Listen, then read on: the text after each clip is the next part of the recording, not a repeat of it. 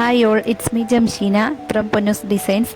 ഇന്ന് നമ്മൾ ഇന്നത്തെ വീഡിയോയിൽ ഉൾപ്പെടുത്തിയിട്ടുള്ളത് ഈ ഒരു ഷോൾഡർ സ്ട്രാപ്പിൻ്റെ കട്ടിങ്ങും സ്റ്റിച്ചിങ്ങും ആണ്.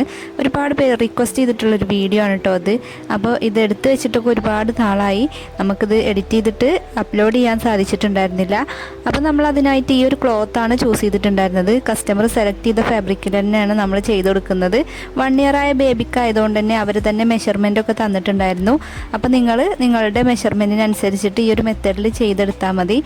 നമ്മൾ ആദ്യം തന്നെ കട്ട് ചെയ്തെടുക്കുന്നത് കോട്ടൺ മെറ്റീരിയലിലാണ്. എപ്പോഴും നമ്മൾ കോട്ടൺ മെറ്റീരിയലിൽ ഫസ്റ്റ് കട്ട് ചെയ്യാനായിട്ട് ശ്രമിക്കുക. അങ്ങനെ ആകുമ്പോൾ ഒന്നും കൂടെ പെർഫെക്റ്റ് ആയിട്ട് കിട്ടാനൊക്കെ നമുക്ക് ഈസി ആയിട്ട് ചെയ്യാനും സാധിക്കും. അപ്പോൾ ഞാനിവിടെ കോട്ടൺ മെറ്റീരിയലിലാണ് മെഷർമെൻറ്റൊക്കെ മാർക്ക് ചെയ്തെടുക്കുന്നത്. ക്ലോത്തിന് ആദ്യം 2 ആക്കി മടക്കിയ ശേഷം നമ്മൾ ഒന്നുകൂടെ മടക്കിയെടുത്തു. ഇങ്ങനെ ചെയ്യുമ്പോൾ നമുക്ക് ഫ്രണ്ട് ഭാഗവും ബാക്ക് ഭാഗവും ഒരുമിച്ച് തന്നെ കട്ട് ചെയ്തെടുക്കാനായിട്ട് സാധിക്കും. അതുകൊണ്ടാണ് ഞാൻ ഇതുപോലെ കട്ട് ചെയ്തെടുക്കുന്നത്. ഞാൻ ഫ്രോക്കിനാണെങ്കിലും സ്കേർട്ടിൻ്റെ ടോപ്പിനാണെങ്കിലും ഒക്കെ നമ്മൾ ഇതുപോലെ തന്നെയാണ് കേട്ടോ കട്ട് ചെയ്തെടുക്കൽ. അപ്പോൾ എൻ്റെ മുൻ വീഡിയോ കാണുന്നവർക്ക് അറിയാൻ മതിയാവും. അപ്പോൾ ടോപ്പിൻ്റെ ലെങ്ത്ത് 10 ഇഞ്ചാണ് കസ്റ്റമർ തന്നിട്ടുണ്ടായിരുന്നത്. അതിൽ കൂടെ എക്സ്ട്രാ തയ്യൽ തുമ്പും കൂടെ ആഡ് ചെയ്തിട്ടാണ് നമ്മൾ മാർക്ക് ചെയ്ത് കൊടുക്കുന്നത്. 1.5 ഇഞ്ചോ 2 ഇഞ്ചോ നമുക്ക് തയ്യൽ തുമ്പായിട്ട് ആഡ് ചെയ്യാൻ പറ്റും.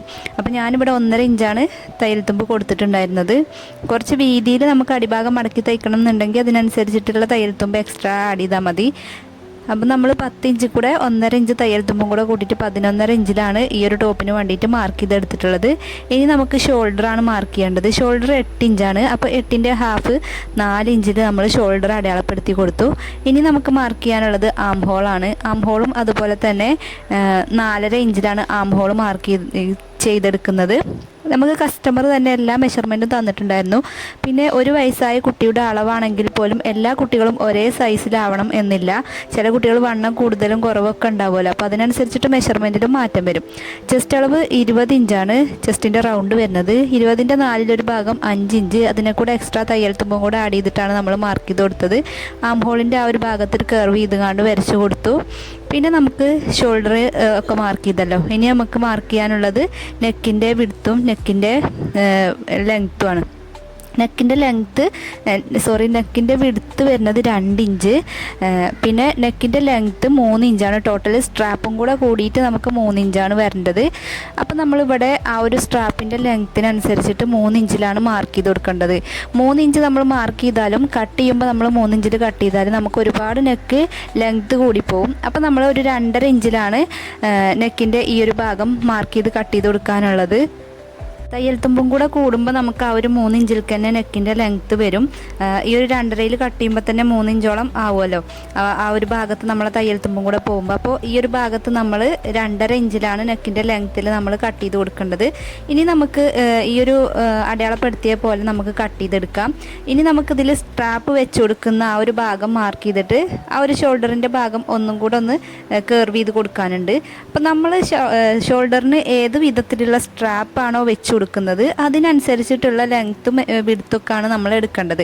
അപ്പോൾ ഞാനിവിടെ കൊടുക്കുന്ന ആ ഒരു സ്ട്രാപ്പിൻ്റെ മെഷർമെൻറ്റിനനുസരിച്ചിട്ട് 1/2 ഇഞ്ച് 2 സ്ട്രാപ്പായിട്ടാണ് ഞാൻ ഒരു ഷോൾഡറിൽ തന്നെ വെച്ച് കൊടുക്കുന്നത്.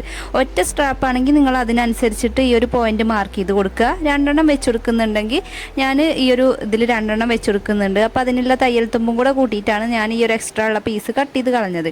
അപ്പോൾ നിങ്ങൾക്ക് മനസ്സിലായിട്ടുണ്ടെന്ന് വിചാരിക്കുന്നു. അപ്പോൾ ചെറിയ കുട്ടികൾക്കും വലിയ കുട്ടികൾക്കൊക്കെ സ്ട്രാപ്പിൻ്റെ വൈഡ് വിഡ്ത്ത് മാറ്റം ഉണ്ടാവുമല്ലോ. അപ്പോൾ അതിനനുസരിച്ചിട്ട് കട്ട് ചെയ്തെടുത്താൽ മതി കേട്ടോ. അപ്പോൾ ഇതുപോലെയാണ് നമ്മൾ കട്ട് ചെയ്തെടുത്തിട്ടുള്ളത്. ഇനി മെയിൻ ഫാബ്രിക്കും ക്രേപ്പ് ലൈനിങ്ങും ഈ ഒരു മെഷർമെൻറ്റിനനുസരിച്ചിട്ട് നമ്മൾ ആ കറക്റ്റ് അളവിൽ കട്ട് ചെയ്തെടുക്കുന്നു. അപ്പം മെയിൻ ഫാബ്രിക് കട്ട് ചെയ്തെടുക്കുന്നത് ഇതുപോലെ. പിന്നെ അതുപോലെ തന്നെ നമുക്ക് ക്രേപ്പും കട്ട് ചെയ്തെടുക്കുക. അപ്പോൾ കട്ടിങ് ഒന്നും നമ്മൾ ഫുള്ളായിട്ട് ഇതിൽ കാണിക്കുന്നില്ല, വീഡിയോ ഒത്തിരി ലെങ്തായി പോവും.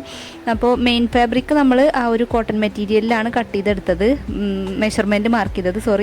അപ്പോൾ മെഷർമെൻറ്റിനനുസരിച്ചിട്ട് നമ്മൾ മെയിൻ ഫാബ്രിക്കിൽ അത് വെച്ചിട്ട് കട്ട് ചെയ്ത് കൊടുത്താൽ മതി. അപ്പോൾ ഇത് ബാക്ക് പോർഷൻ ആയതുകൊണ്ട് തന്നെ 2 ഭാഗവും കൂടി 2 പീസാക്കിയിട്ട് എടുക്കണമല്ലോ. അപ്പോൾ അതുപോലെ നമ്മൾ 2 പീസാക്കിയിട്ട് എടുത്തു. ഫ്രണ്ട് പോർഷൻ ഇതുപോലെ വെച്ചിട്ട് ഒറ്റ കട്ടിങ്ങും ചെയ്തെടുത്തു. ലൈനിങ് ആയിട്ട് നമ്മളിവിടെ ചൂസ് ചെയ്തിട്ടുണ്ടായിരുന്നത് ക്രേപ്പ് ലൈനിങ് ആണ്.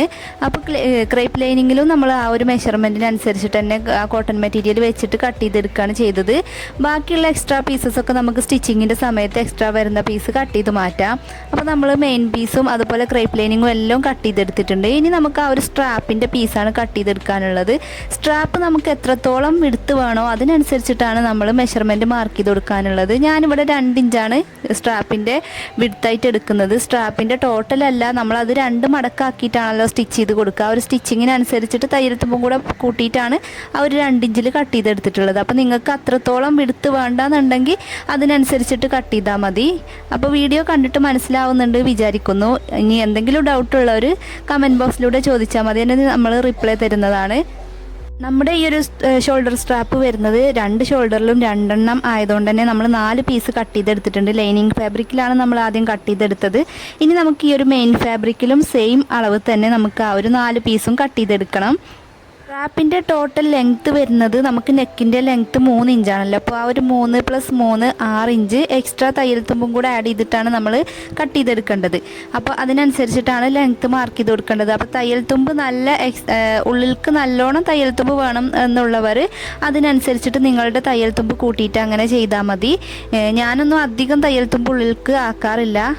അതിനനുസരിച്ചിട്ട് പാകത്തിനുള്ള മെഷർമെൻറ്റ് തന്നെയാണ് നമ്മൾ കട്ട് ചെയ്തെടുത്തത്. ഇനി നമുക്ക് നേരെ സ്റ്റിച്ചിങ്ങിലോട്ട് പോകാം. അപ്പോൾ നമ്മൾ സ്ട്രാപ്പ് ഇതുപോലെ അടിച്ചെടുത്തിട്ടുണ്ട്. സോറി, അത് വീഡിയോയിൽ ഉൾപ്പെടുത്തിയിട്ടില്ല. വീഡിയോ ക്ലിക്കാക്കാൻ മറന്നുപോയി, സോറി.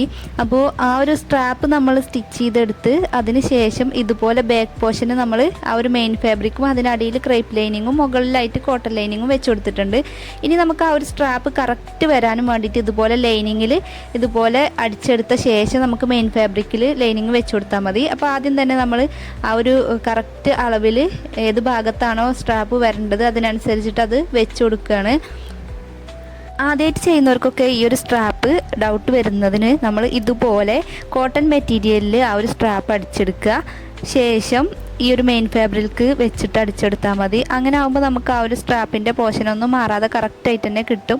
ഇതുപോലെ ചെയ്യുകയാണെന്നുണ്ടെങ്കിൽ ഒന്നും കൂടി നമുക്ക് സ്റ്റിച്ച് ചെയ്യുമ്പോൾ എളുപ്പവും ആകും കേട്ടോ. അപ്പോൾ ഇതുപോലെ ചെയ്താൽ ഇതുപോലെ നമ്മൾ കോട്ടൺ മെറ്റീരിയലും അതുപോലെ തന്നെ അതിനടിയിലായിട്ട് മെയിൻ ഫാബ്രിക്, അതിനടിയിൽ ക്രേപ്പ് ലൈനിങ് ഇതുപോലെയാണ് വെച്ച് കൊടുക്കേണ്ടത്. അപ്പോൾ കോട്ടൺ മെറ്റീരിയലിൽ നമ്മൾ ആ ഒരു സ്ട്രാപ്പ് വെച്ച് കൊടുത്ത രീതി ഉൾഭാഗത്താണ് വെച്ച് കൊടുക്കേണ്ടത് ഇതുപോലെ. ഇനി ഇതുപോലെ നമുക്ക് മുട്ട് സൂചിയും കൂടി വെച്ചിട്ട് ചെയ്ത് കൊടുക്കുകയാണെന്നുണ്ടെങ്കിൽ തുണി നീങ്ങി പോവാതെ തന്നെ കറക്റ്റായിട്ട് ചെയ്തെടുക്കാനായിട്ട് പറ്റും. അപ്പോൾ ഞാനിതുപോലെ പിൻ ചെയ്തെടുത്തിട്ടാണ് ചെയ്ത് കൊടുക്കുന്നത്. തുണി നീങ്ങി പോവാതിരിക്കാൻ കോട്ടൻ്റെ മെറ്റീരിയൽ വെക്കുമ്പോൾ നമുക്ക് വലിയ ബുദ്ധിമുട്ടുണ്ടാവില്ല. പക്ഷേ തെന്നി മാറുന്ന ക്ലോത്തിലൊക്കെ ചെയ്യുമ്പോൾ ഇതുപോലെ മുട്ടുസൂചി വെച്ച് കൊടുക്കുകയാണെന്നുണ്ടെങ്കിൽ നമുക്ക് ഈസി ആയിട്ട് തന്നെ സ്റ്റിച്ച് ചെയ്തെടുക്കാനായിട്ട് പറ്റും. അപ്പോൾ ഞാൻ 2 പോർഷനും ഇതുപോലെ ചെയ്തെടുക്കുകയാണ്. അപ്പോൾ വീഡിയോ കാണും പ്രകാരം ചെയ്താൽ മതി. പറയുന്നത് മനസ്സിലാവുന്നില്ലെങ്കിൽ വീഡിയോ കണ്ടിട്ടെങ്കിലും മനസ്സിലാവുന്നുണ്ട് എന്ന് വിചാരിക്കുന്നു. ബാക്ക് പോർഷന് നമ്മൾ ആദ്യം സ്റ്റിച്ച് ചെയ്തെടുക്കുന്നത് ഒന്നും കൂടെ ഈസി ആക്കാൻ വേണ്ടിയിട്ടാണ്.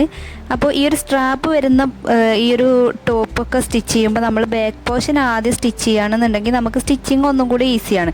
എന്നിട്ട് നമുക്ക് ബാക്കിയുള്ള പീസസൊക്കെ കട്ട് ചെയ്ത് മാറ്റിയ ശേഷം ഇതുപോലെ ചെറിയ ചെറിയ കട്ടിങ്ങുകൾ ഇട്ടുകൊടുക്കുക. കട്ടിംഗ് ഒക്കെ ചെയ്തെടുത്ത ശേഷം ആ ഒരു ക്ലോത്തിനെ നമുക്ക് ഇതുപോലെ തിരിച്ചെടുക്കുക. അപ്പോൾ തിരിച്ചെടുക്കുന്ന സമയത്ത് നമുക്കിതാ പെർഫെക്റ്റ് ആയിട്ട് തന്നെ ആ ഒരു സ്ട്രാപ്പൊക്കെ കിട്ടിയിട്ടുണ്ട്. അപ്പോൾ ബാക്ക് പോർഷൻ്റെ സ്റ്റിച്ചിങ് നമുക്ക് ഇതുവരെ ആക്കിയിട്ടെടുത്തിട്ടുണ്ട്. ഇനി നമുക്ക് ആ ഒരു കോട്ടൺ ലൈനിങ്ങും അതുപോലെ തന്നെ മെയിൻ ഫാബ്രിക്കും ക്രേപ്പ് ലൈനിങ്ങും എല്ലാം കൂടെ കൂട്ടിയിട്ടൊന്ന് പതിച്ചൊരു സ്റ്റിച്ചും കൂടി ഇട്ട് കൊടുക്കുകയാണ് ചെയ്യുന്നത്.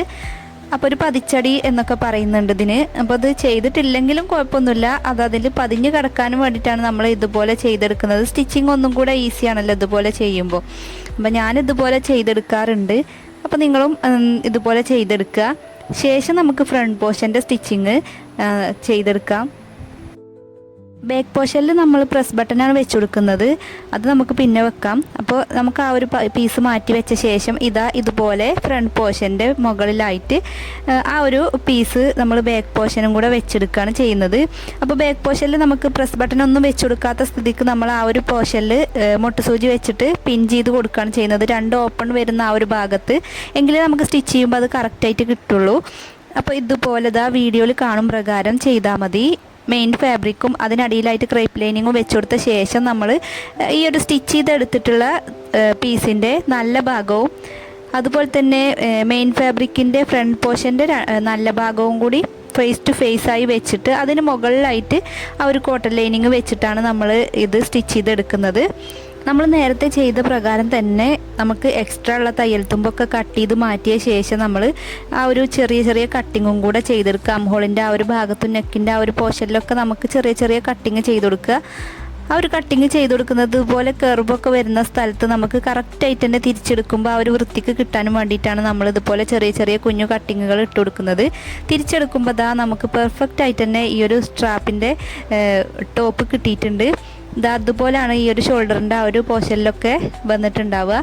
ഇനി മെയിൻ ഫാബ്രിക്കും അതുപോലെ തന്നെ ഈ ഒരു കോട്ടൺ ലൈനിങ്ങും വെച്ചിട്ട് നമുക്ക് അതും ഒരു പതിച്ചടി സ്റ്റിച്ച് ചെയ്ത് കൊടുക്കണം.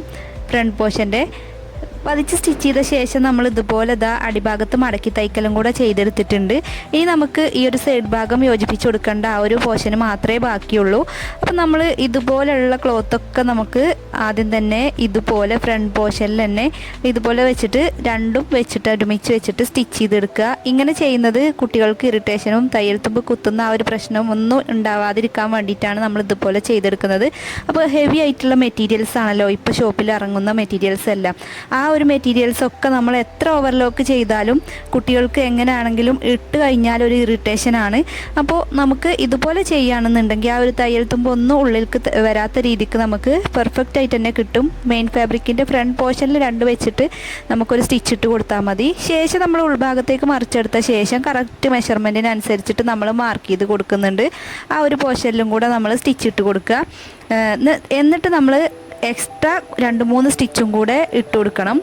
എങ്കിൽ നമുക്ക് കറക്റ്റ് മെഷർമെൻറ്റ് അവർ തന്നിട്ടുള്ള മെഷർമെൻറ്റ് അടിച്ചെടുത്ത ശേഷം നമ്മൾ അതിൻ്റെ ഈ ഒരു ഭാഗത്തും കൂടെ നമുക്ക് 2-3 സ്റ്റിച്ച് ഇട്ട് കൊടുക്കാം. കാരണം അവർക്ക് ഒന്ന് ടൈറ്റായി പോയാലും അയച്ചെടുക്കാനും വേണ്ടിയിട്ട് ഒരു എക്സ്ട്രാ 2-3 തുമ്പ് നമ്മൾ സ്റ്റിച്ച് ഇട്ട് കൊടുക്കുന്നത് നല്ലതാണ്. അപ്പോൾ ഇതാ നമ്മൾ അതുപോലെ രണ്ട് ഭാഗത്തും ഇതുപോലെ 3 സ്റ്റിച്ചാക്കിയിട്ട് ചെയ്തെടുത്തിട്ടുണ്ട്. മെയിനായിട്ടുള്ള ഒരു സ്റ്റിച്ചും ഇപ്പുറത്ത് 2 സ്റ്റിച്ചും കൂടെ എക്സ്ട്രാ ഇട്ട് കൊടുത്തിട്ടുണ്ട്. അപ്പോൾ നമുക്ക് തയ്യൽ തുമ്പായിട്ട് 1.5 ഇഞ്ച് രണ്ട് ഭാഗത്തും തയ്യൽ തുമ്പായിട്ട് കിട്ടിയിട്ടുണ്ട്. ബിഗിനേഴ്സ് ആയിട്ടുള്ള ആളുകളൊക്കെ നമ്മുടെ ചാനൽ വാച്ച് ചെയ്യുന്നവരുണ്ട്. അപ്പോൾ അവർക്കൊന്നും ഓവർലോക്കിൻ്റെ മെഷീൻ ഉണ്ടായിക്കൊള്ളണം എന്നില്ലല്ലോ. അപ്പോൾ ഇതുപോലെ സ്റ്റിച്ച് ചെയ്യണമെന്നുണ്ടെങ്കിൽ തയ്യൽ തുമ്പൊന്നും കാണാത്ത രീതിക്ക് പുറത്തെടുത്ത കസ്റ്റമർക്കൊക്കെ ചെയ്ത് കൊടുക്കാനായിട്ട് പറ്റും. നല്ല ഫിനിഷിങ് തന്നെ കിട്ടും കേട്ടോ. അപ്പോൾ നമ്മൾ ഈ ഒരു ക്രോപ്പ് ടോപ്പ് ഇട്ടിട്ടുള്ള കുട്ടിയുടെ കസ്റ്റമർ പിക്കും നമ്മൾ ഈ ഒരു വീഡിയോയുടെ ലാസ്റ്റിൽ ഉൾപ്പെടുത്തിയിട്ടുണ്ട്. നിങ്ങൾക്ക് യൂസ്ഫുൾ ആയിട്ടുണ്ടെന്ന് വിചാരിക്കുന്നു നമ്മുടെ വീഡിയോ. അതുപോലെ തന്നെ ചാനൽ ആദ്യമായിട്ട് കാണുന്നവരാണെങ്കിൽ സബ്സ്ക്രൈബും കൂടെ ചെയ്യണേ. അതുപോലെ തന്നെ ലൈക്ക് ചെയ്യാനും ഷെയർ ചെയ്യാനും വീഡിയോ മാക്സിമം സപ്പോർട്ട് ചെയ്യാനും യൂസ്ഫുൾ ആയിട്ടുണ്ടെങ്കിൽ കമൻറ്റ് ബോക്സിലൂടെ അറിയിക്കുക.